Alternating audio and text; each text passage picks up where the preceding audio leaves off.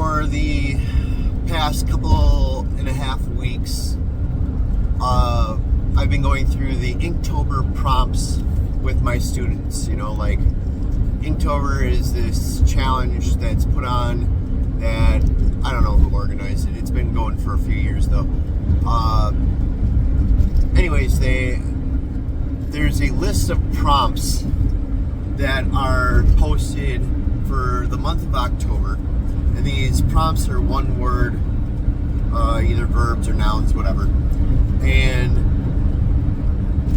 they have one word prompts for each day of the month. So one day you get this word, and then you're supposed to use only pen, and you drew a drawing based on this prompt, and then you try to get all 31 days. It's like kind of training you to get into a work ethic with artwork, you know, like every day we're going to do one drawing. And so I've been doing this with my students, and I give them a 10-minute time limit, and each week I kind of add different medias or techniques that they need to incorporate into theirs. So last week we did color pop and monochromatic. So you get one color, and you can either use that color to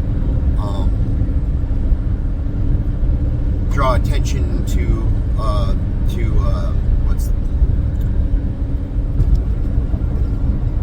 anyways, so you draw, you can color in that, or you can use a monochromatic, meaning that you can color all the things that are of that singular color, and you can use like slight variations. Like if your color is green, you can use like a yellow green, or a darker green, or a lighter green, or blue green, whatever. So that was last week, and each week I add a different technique or media study to it. So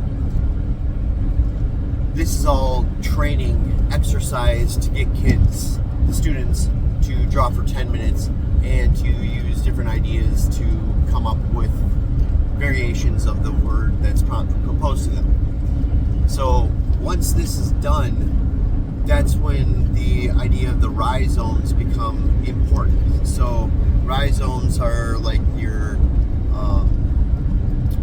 food web that you learned in science class, where there's a bubble and then there's other bubbles coming off of it. But the way that I use it, and this is what Deleuze and Guattari kind of proposed, is this idea of using a bunch of bubbles to idea format, or idea mapping is essentially what it is, mind mapping.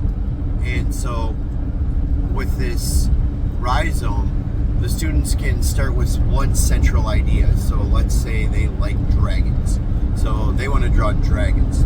So now we need to start developing the idea for the image for the picture. So to draw a dragon, what would you need to look at?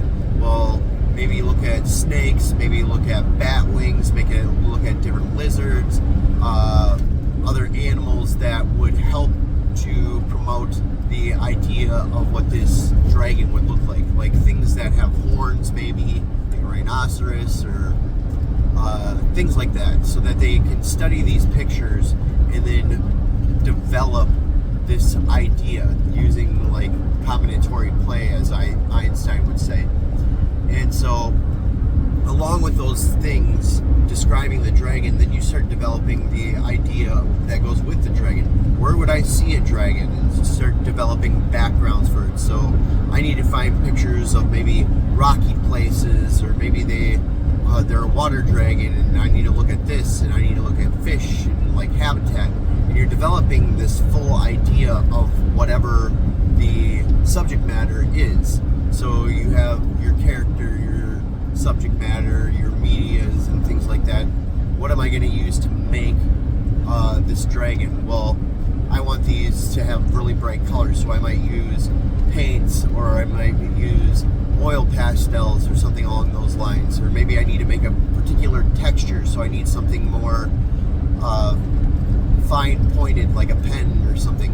And then you need to think about how those different media layer on top of each other. So to develop this idea, the students would put this rhizome together, of the medias, the techniques, the subject matter, the backgrounds that they would need to develop this idea fully. And then their sketchbook assignments become those become the 10-minute prompts. So I need to figure out how to shade scales or do texture of scales. So my 10-minute study is going to be making scales with different media or practicing different techniques for how to make these scales and yada yada yada. So ultimately they're working towards building this idea, and the rhizome become the one-word prompts that are for their 10-minute studies per day. So this becomes how they develop a final work, the process. And you can incorporate art history and be like, okay, look at these artists from the past or even present. Let's look at the way that they solved this problem. Let's look at the way that they did it and critique them. Establish, I like how this person did the wings, or I like the way they shaded this, or I like the backgrounds that they put these in. So you're looking at different ways that this problem of the idea, trying to make this idea have been solved by other people, and then borrowing from them and developing your own skills or combination of those skills to make the work your own, and to possibly come up with new techniques or new use of media, different combinations that maybe have not been done before or in the way that it's been done. So this becomes the whole idea of making an artwork, is figuring out how these different techniques, these different media, the different ways subject matter is portrayed, the backgrounds, the composition, all end up working towards this final artwork.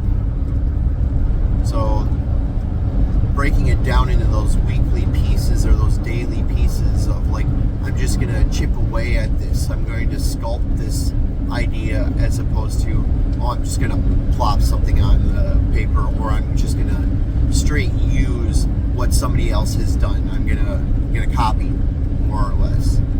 But like, using the copies to develop your own ideas is really the purpose of looking at any of those images that are already established, or these ideas that are already established. Like, let's look at all these things and then use it like an equation to build my own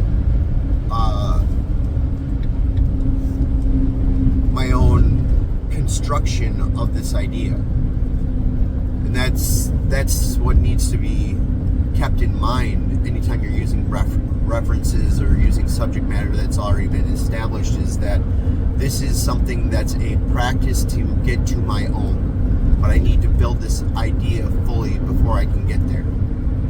So this becomes the idea of using sketchbooks, what a sketchbook is for, idea developing, or like playing with ideas, but also having a purpose that you're working towards, an artwork, a product of what have I learned, the summation, if you will. So that's what I've been thinking about. Thank you for your time and your attention. Do more, do better.